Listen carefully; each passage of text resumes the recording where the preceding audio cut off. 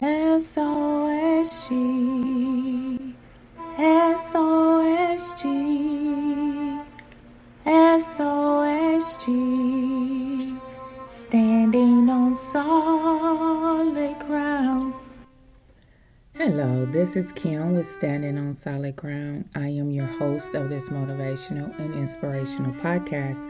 And today I want to talk about who's calling your name.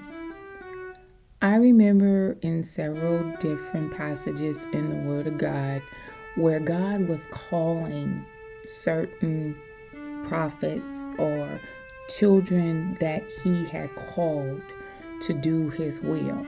Jeremiah, Hezekiah, Isaiah, Jonah. He called so many of them to do a word or to do a work for Him to be able to carry out His will. And when God calls our name to do something, we need to be available to say, "Here am I. Father, here am I. Lord, here am I. What do you want me to do? What do I need to be doing?" God gives us things to do, whether it's in a spiritual world or even for our own personal lives to help us get ahead in life, to bless us with the things that we need or desire to have in our life.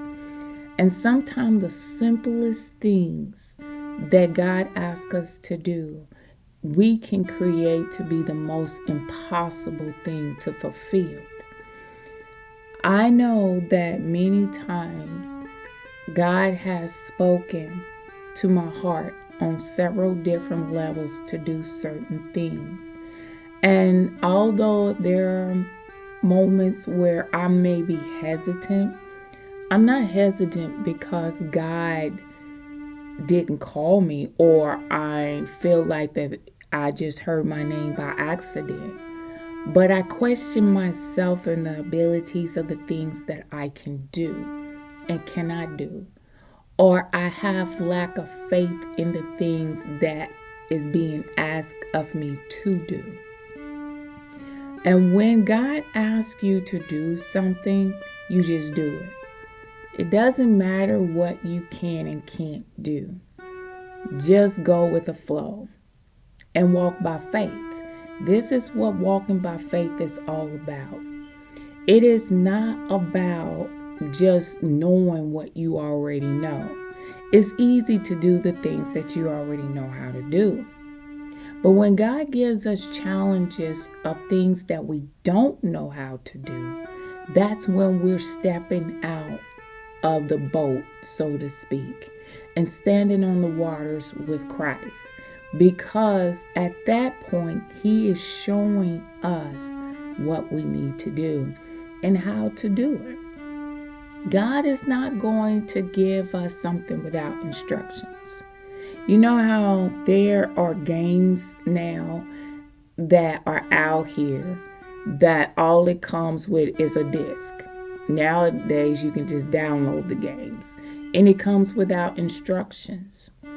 There are more instructions in app games on your phones where you may download a game on your phone and it comes with instructions and showing you what to do and or how to play the game.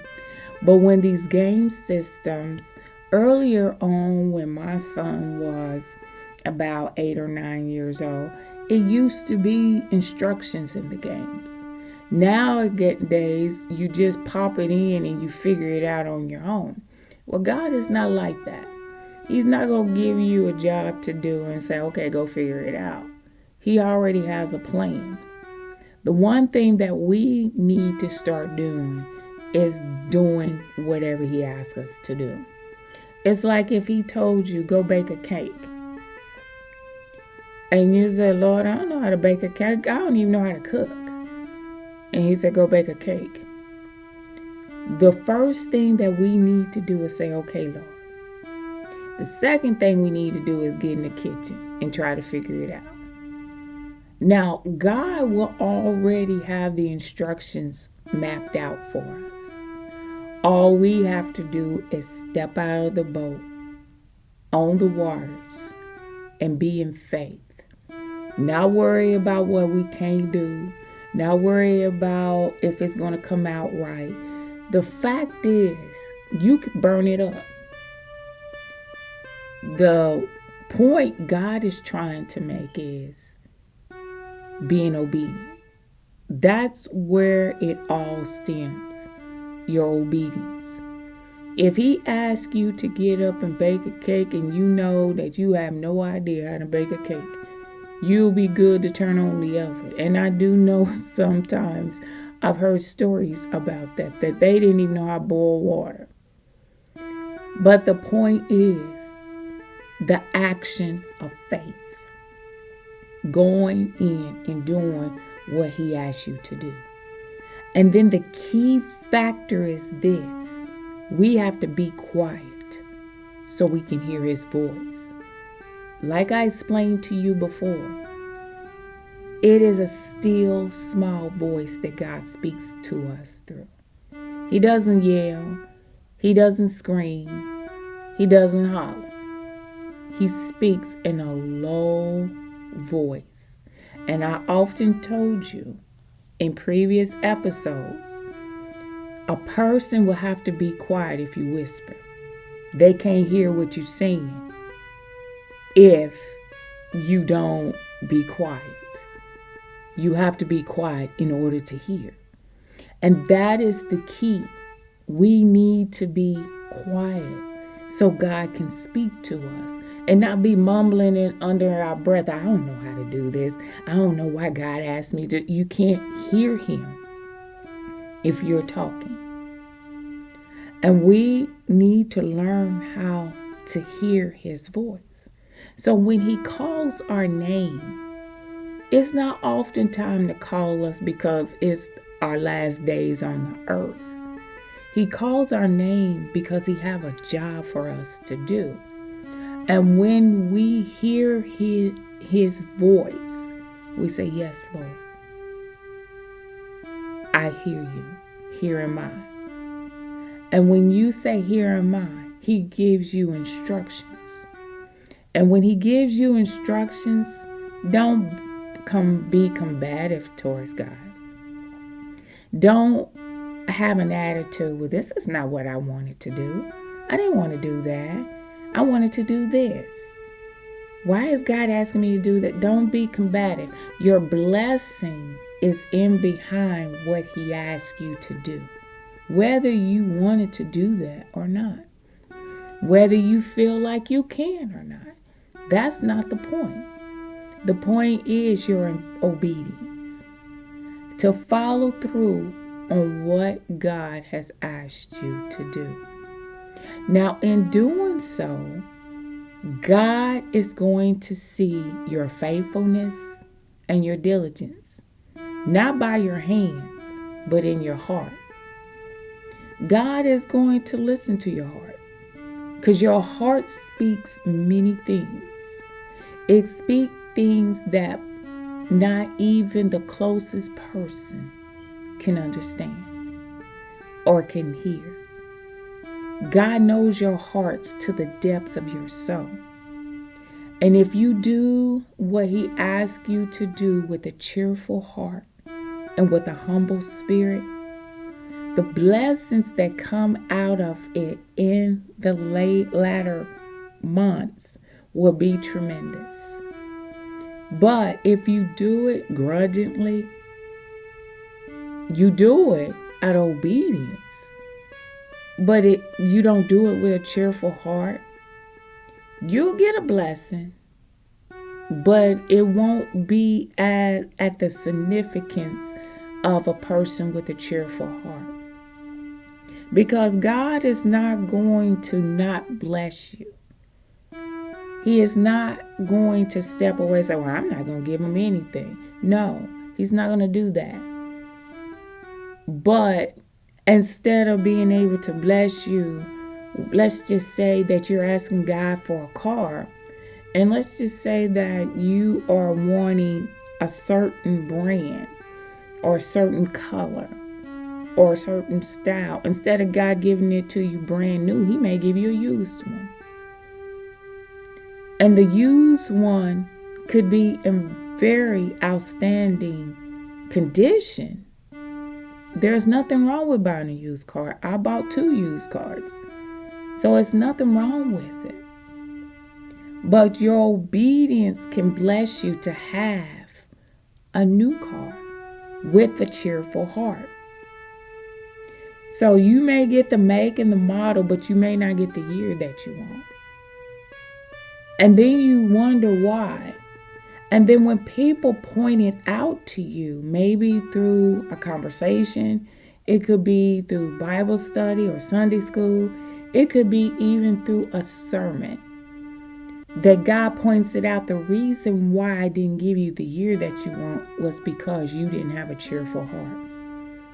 Yes, you did what I asked you to do, and you completed the task, but you mumbled and you grumbled in your spirit because you're telling me this is not what you really wanted to do. So I'm going to bless you with the make, and I'm going to bless you with the model, but I'm not going to bless you with the year. I'm going to give you a little older year because you lacked in one part or one aspect of your giving. Look at Moses. Moses was blessed. His obedience blessed him immensely. His disobedience, however, God he frowned upon.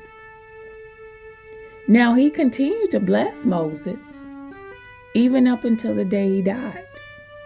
But the one thing he could not do was go to the promised land, all because of his disobedience, all because he allowed the children of Israel to deter his thought process and turn away from what God asked him to do, and he disobeyed.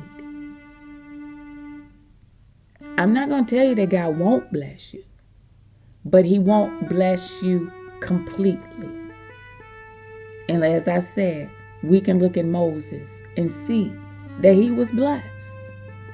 And he was blessed, and like I said, up until the day he died.